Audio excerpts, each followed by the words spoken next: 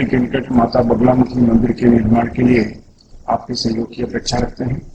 अगर आप सहयोग करना चाहते हैं तो पेटीएम, बैंक ट्रांसफर या यूपीआई से दान कर सकते हैं और ये दान इनकम टैक्स में आयकर धारा 80G के अंतर्गत टैक्स में छूट का लाभ ले सकते हैं।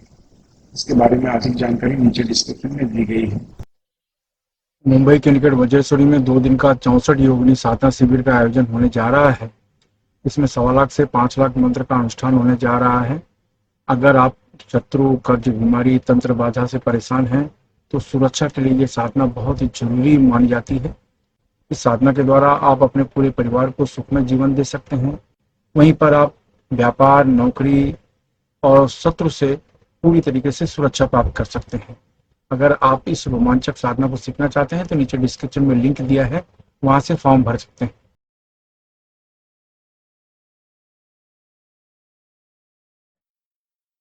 नमस्कार, दिव्य योग आश्रम की तरफ से आपका हार्दिक स्वागत है। आज का जो विषय है वो ये है कि जब शत्रु आपको परेशान करने लगे और उसमें से वो शत्रु जो छिपे हुए होते हैं, जब छिपे हुए शत्रुओं की संख्या बढ़ जाती है तब जीना हराम हो जाता है। धन के रूप में, शरीर के रूप में, यानी मानसिक नुकसान होता है, शारीरिक नुकसान होता है, आर्थिक नुकसान होता है, व्यापारिक नुकसान होता है, हर तरीके का नुकसान शुरू हो जाता है। क्योंकि ये जो छुपे शत्रु होते हैं हमें पता ही नहीं चलता है ये कहाँ पर हैं। हो सकता है आपके सामने आपसे प्यार से बात कर रहे हों, ये मित्र के रूप में हो सकते हैं, ये रिश्तेदार के रूप में हो सकते हैं, या आपके अपने रूप में हो सकते हैं, पता नहीं कौन होते हैं। लेकिन जब ये छिपे शत्रुओं की संख्या बढ़ जाती है तब बहुत मुश्किल हो जाता है अपने आप को समझाना, अपने आप को तरक्की पर ले जाना, अपने आप को विघ्न से मजबूत करना बहुत मुश्किल हो जाता है। कहने का अर्थ ये है कि ये आपके पूरे जीवन को तहस नहस कर देते हैं और आपको समझ में नहीं आता कि हम क्या करें, क्योंकि वो आपके नजदीक ही होते हैं और आपको पता नहीं चलता। ऐसा समय जो नुकसान है उसकी भरपाई नहीं हो पाती। तो आज का विषय इन्हीं के लिए है कि हम क्या करें। शत्रुओं द्वारा कोई परेशानी हो रही है, शत्रु आपको बदनाम कर रहे हैं, शत्रु आपके मान सम्मान को ठेस पहुंचा रहे हैं, आपके परिवार को बदनाम कर रहे हैं, आपके व्यापार को नुकसान पहुंचाने की कोशिश कर रहे हैं, आपके सामाजिक मान सम्मान को नुकसान पहुंचाने की कोशिश कर रहे हैं। जब इस तरह के लोग बढ़ जाते हैं तब समस्या आती है। क्योंकि जब आपको ये पता चलता है कि ये सामने वाला व्यक्ति मेरा शत्रु है तो आपको पता है कि भाई ये व्यक्ति मेरा बुरा चाहता है। उन व्यक्तियों का क्या जो छुपे तौर पर आपके ऊपर वार करते हैं, ये सबसे घातक माने जाते हैं। आज उन्हीं के लिए विशेष प्रयोग है। ढीले ढाले वस्त्र पहनकर किसी भी शांत कमरे में बैठ जाएं। अगर जमीन में नहीं बैठ सकते तो किसी कुर्सी में या सोफे पर शांत होकर बैठ जाएं। सामने पीला कपड़ा बिछा लें। पीला कपड़ा बिछाने के बाद आप चाहें तो एक हल्दी का टुकड़ा रखें या फिर माता बगलामुखी की एक फोटो रख दें तो भी चलेगा। यानी दोनों में से कोई एक चीज रखें, हल्दी का टुकड़ा रखें या बगलामुखी की फोटो रखें। और फोटो रखने के बाद आप ऐसा भी कर सकते हैं कि फोटो भी रखें और हल्दी का टुकड़ा भी रखें। आप चाहें तो ऐसा कर सकते हैं। कुछ लोग प्रश्न करते हैं कि दोनों रख सकते हैं क्या, तो ये है कि हल्दी भी रखें और बगलामुखी की फोटो रखें। लेकिन अब सामने रखने के बाद यानी पीले कपड़े के ऊपर वो रख दें, फोटो रखें और हल्दी रखें। इसके सामने बैठकर पहले सुक्री मुद्रा लगाएं और 10 बार आप प्राणायाम करें।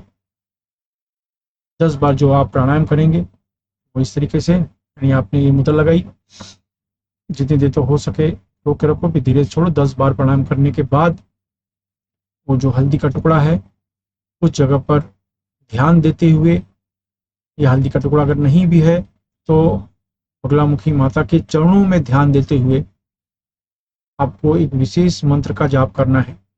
इसे आवाहन बीज मंत्र कहा जाता है, स्थापना बीज मंत्र कहा जाता है। और वो मंत्र है ओम ह्रीं देवदत्ते स्तंभे उच्चाटे ह्रीं स्वाहा। ओम हल्रीम देवदत्ते स्तंभे उच्चाटय हल्रीम स्वाहा। ओम हल्रीम देवदत्ते स्तंभे उच्चाटय हल्रीम स्वाहा। मैं इस मंत्र को फिर से रिपीट कर रहा हूँ। ओम हल्रीम देवदत्ते स्तंभे उच्चाटय हल्रीम स्वाहा। ये जो मंत्र है ये आपको 500 जाप में करना है, धीमी आवाज में जप करना है। आपकी कोशिश होनी चाहिए कि आपकी आवाज कमरे से बाहर जाने न पाए। इसको सेम तरीके से ये मुद्रा लगा के ये मंत्र का जाप करना है। इसमें किसी माला की जरूरत नहीं है। आप चाहें तो माला का उपयोग कर सकते हैं, लेकिन माला की आवश्यकता नहीं पड़ती, क्योंकि 1 माला 2 माला 3 माला ही मंत्र का जाप करना है। आप ज्यादा भी कर सकते हैं, कोई ऐसी समस्या नहीं, लेकिन कम से कम 1-2 माला मंत्र का जाप किया चलेगा। सामने बगलामुखी की फोटो होगी, उसके नीचे चरणों में हल्दी का टुकड़ा रखा रहेगा, उसके सामने मुद्रा लगा के ये मंत्र का आपका जाप करना है। यहाँ एक चीज याद रखें कि जो देवदत्त है, देवदत्त की जगह पर, देवदत्त की जगह पर आप सामने वाले व्यक्ति का नाम भी ले सकते हैं। अगर आपको पता है आपके शत्रु के बारे में, जो आपका बुरा चाहता है उसके बारे में आपको पता है, तो उसका नाम ले सकते हैं। अगर आपको नहीं पता है, चारों तरफ छुपे हुए शत्रु हैं, तो आप देवदत्त के साथ मंत्र का जाप करें। लेकिन आपको पता है कि अमुक व्यक्ति मुझे परेशान ज्यादा करता है, तो उस देवदत्त की जगह पे उसका नाम लिया जाता है, तो उससे आपको प्रोटेक्शन होता है। कहने का मतलब ये है कि ये जो मंत्र का जप रेगुलर आप जाप करते हैं, रेगुलर जाप करने का मतलब एक दिन आपने जाप कर लिया, ये जाप करने के बाद आपको किसी को फल या भोजन का दान कर देना है। दान करने के बाद आप हल्दी का टुकड़ा ले लें, या तो पहले से रखा हुआ हो चल जाएगा, नहीं तो अलग से आपने नहीं रखा है पहले फोटो में, तो अलग से हल्दी का टुकड़ा ले लें, हाथ में ले लें और उसको 11 बार मंत्र का जाप करें। हाथ में लेके 11 बार मंत्र का जाप करें, उसको अपने जेब में रखें। और कोई खास काम के लिए जा रहे हैं, कोई अनजान जगह पर जा रहे हैं, तो आप जा सकते हैं।